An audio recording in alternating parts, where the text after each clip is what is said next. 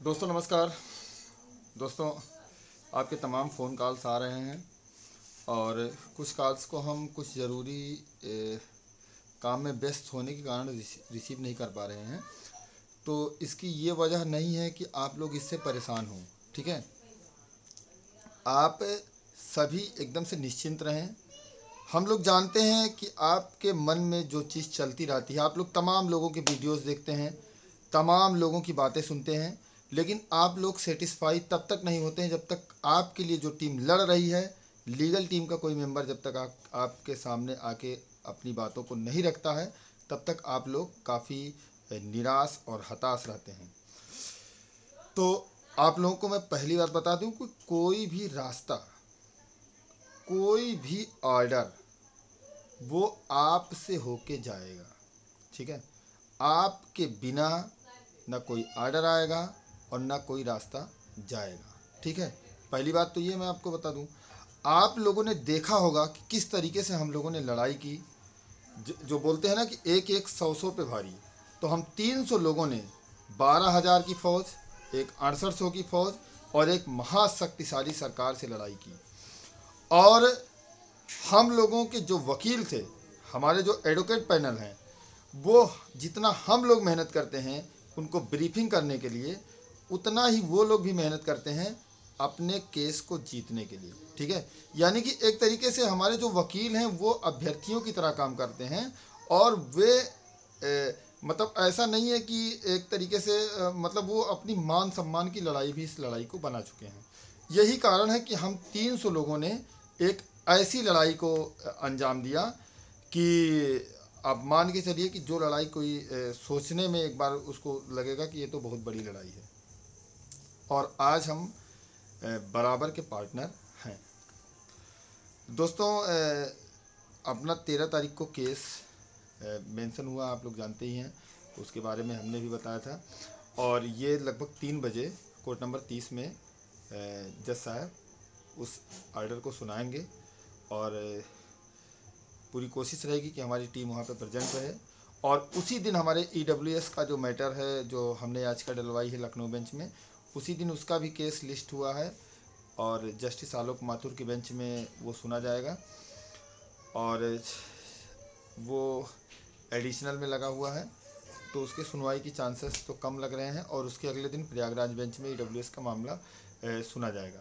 तो खैर अभी EWS के मामले पे नहीं आते हैं, ओवरलैपिंग के मामले पे आते हैं। कि आप लोगों ने देखा होगा कि किस तरीके से हम लोगों ने दिन रात मेहनत की। जिस दिन ऑर्डर रिजर्व होने वाला था 7 तारीख को, उस दिन हम लोगों ने, हमारे सारे वकील एक साथ खड़े हो गए जज साहब के सामने। जज साहब बोल रहे थे कि ऑर्डर रिजर्व, जज साहब ने बोल भी दिया था और उनका जो स्टोनर आता है सामने कि ऑर्डर रिजर्व के बारे में लिख दीजिए, लेकिन हमारे सारे वकील एक साथ खड़े हो गए थे। हम हमारे एक और मित्र हैं, हमारे तो टीम में 4 हमारे मतलब साथी हैं। उसके साथ साथ कुछ और भी हमारे दोस्त हैं जिन लोगों ने हमारी काफ़ी उसमें मदद की। और हम लोगों के वकील जाके सामने खड़े हो गए और कहे कि नहीं सर, सारे लोगों ने जो 20,000 सीटों के घोटाला की बात कर रहे हैं, उन लोगों ने हमारे खिलाफ बहस किया है, 6800 वालों ने हमारे खिलाफ बहस किया है, सरकार ने हमारे खिलाफ बहस किया है, तो हमें अपने आप को डिफेंड करने का मौका मिलना चाहिए। और हमने अपने आप को बखूबी डिफेंड किया। जितने भी हमारे खिलाफ आर्गूमेंट किए गए थे, जो जिस कंपाइलेशन पे आर्गूमेंट किया गया था, उस कंपाइलेशन में ज़्यादातर जो रूल्स, अमेंडेड रूल्स की बात बताई गई थी, वे रूल्स अमेंडेड थे ही नहीं। और अंतिम दिन सभी विपक्षी वकील और सभी लोग भागते और जूझते नजर आए थे। तो आप लोगों को इस बात को एक बार फिर से याद करना चाहिए और जानना चाहिए कि हमारी टीम हम लोगों के लिए क्या कर सकती है, ठीक है। आप बिल्कुल भी नहीं घबराएंगे, हम आपके साथ हैं। हाँ, वीडियो कट गया था। मैं कह रहा था कि जब किसी चीज़ की अगुवाई करने का बीड़ा उठा लिए हैं, तो उसको अंजाम तक ले जाना हम लोगों का फर्ज और धर्म है, ठीक है। दोस्तों, कभी कभी बुरा तो बहुत ज़्यादा लगता है कि हमारे तमाम ऐसे दोस्त हैं जो OBC SC साथी हैं, जो हम लोगों के साथ तैयारी किए और इसी उसमें हैं। और चूंकि हम लोगों को लड़ाने का काम सरकार ने किया है और यहाँ सब लोग अपनी नौकरी के लिए लड़ रहे हैं, फिर भी जब सभी लोग अपनी नौकरी के लिए लड़ रहे हैं तो हमें हमारा भी लड़ना हमें हम पर फर्ज बनता है। ठीक है, तो आप लोगों से हम कहते हैं कि जो ओवरलैपिंग का मैटर है, ओवरलैपिंग का मैटर यहाँ पे नहीं रुकेगा, क्योंकि हमारी हर भर्ती में हमारी सीटों का नुकसान होता है। कोई ऐसी भर्ती नहीं आती कि जिसमें हमारी सीटों का नुकसान ना हो। तो ओवरलैपिंग का मैटर यहीं तक नहीं रुकेगा, ये आने वाली भर्तियों के लिए नज़ीर होगा। और रही बात ईडब्ल्यूएस की, तो ईडब्ल्यूएस में जो प्रयागराज में जो टीम लड़ रही है, अगर प्रयागराज में सुनवाई फाइनल, चूँकि क्या होता है कोर्ट में लखनऊ और प्रयागराज बेंच में क्या होता है कि जब लखनऊ बेंच में कोई चीज़ मैटर तीव्रता से सुना जाता है, मतलब एक त्वरित गति से सुना जाता है, तो प्रयागराज बेंच उस मैटर को उतने गति से नहीं सुनती है और उस पर उतना ध्यान नहीं देती है। जो लखनऊ में फैसला आता है वही प्रयागराज वाले उसको फॉलो करवा देते हैं। और जब प्रयागराज बेंच सुनवाई करती है, उसमें आगे बढ़ के सुनवाई करती है, तो लखनऊ बेंच उसको ज़्यादा उसको प्रीफर नहीं करती है और वही आर्डर जो प्रयागराज में आता है उसी को लखनऊ बेंच फॉलो करती है। मतलब ऐसा नहीं करते हैं कि दोनों लोग सुनवाई करें और दूसरा आर्डर दें, वो भी आर्डर रिजर्व करें, वो भी आर्डर रिजर्व करें। तो जो ईडब्ल्यूएस का मैटर है उस पर प्रयागराज और लखनऊ बेंच दोनों में सुनवाई हो रही है। अभी मोस्टली सुनवाई प्रयागराज बेंच में हुई है।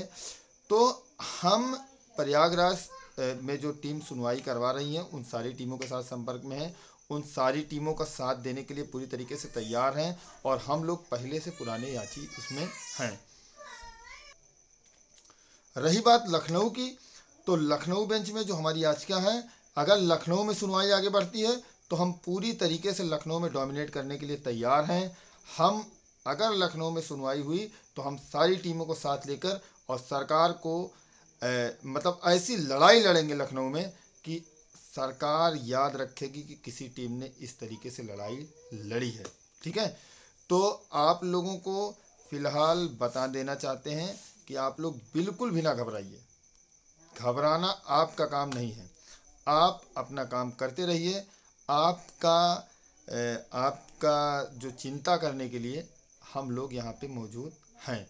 हम लोग ऐसे नहीं हैं कि आपसे हर महीने चंदा लेते हैं, हम लोग ऐसे नहीं हैं कि आपको चूसते हैं, हम लोग ऐसे नहीं हैं कि आपको बरगलाते हैं। हाँ, एक चीज़ और मैं बताना चाहता हूँ, अभी कुछ ग्रुपों में देखा कुछ अपने ही लोग बोल रहे हैं कि ये टीम बोल रही थी कि अभी आर्डर लिखा नहीं। तो टीम ने आज से आपने देख लीजिए, मतलब जाके फिर से सोशल मीडिया में देख लीजिए कि टीम ने बोला था कि आज से 13-14 दिन पहले बोला था कि अभी आर्डर लिखना शुरू नहीं हुआ है। वाकई में आर्डर लिखना शुरू नहीं हुआ था और हमने हमारे विपक्षी जो हमारे साथ कोई भी कॉल करता है हम उससे बात करते हैं, तो हमारे विपक्षियों ने जो कॉल किया हमारे पास 6800 के भाई, वो भी हमारे भाई हैं जो 27-21 वाले हैं, वो भी हमारे पास फ़ोन करते हैं कि भैया आर्डर कब आ रहा है। तो हमने उन सबको बताया कि भैया 10 से 15 के बीच में आएगा और चूँकि 13 को कोर्ट खुलने वाला है तो 13 को आर्डर आ सकता है। और जब आर्डर बोला गया था हमारी टीम द्वारा कि आर्डर शायद हो सकता है, फिर से सुनवाई हो सकती है, मे बी इसके लिए लोगों से पोल मंगाए गए थे, तो उसमें यह था कि हमारे वकीलों का पैनल बोला कि अगर 3 महीने में आर्डर नहीं आता है तो किसी रियरेस्ट केस में फिर से सुनवाई होती है। क्योंकि जज साहब ने तुरंत आर्डर रिजर्व कर लिया था तो इस पे ये भी संभव था। लेकिन बहुत अच्छा सबके लिए खुशी की बात है कि आर्डर इस पे आ रहा है। तो दोस्तों, मैं अपनी वीडियो को ख़त्म करना चाहता हूं और बहुत ही जल्दी आपके सामने हमारी टीम में से कोई आके अपनी बातों को रखेगा। आप लोग धैर्य रखें, खुश रहें बिना चिंता के, और आने वाला आर्डर पूरे देश और प्रदेश के लिए नज़ीर साबित होगा। धन्यवाद। जय श्री राम, जय श्री कृष्ण।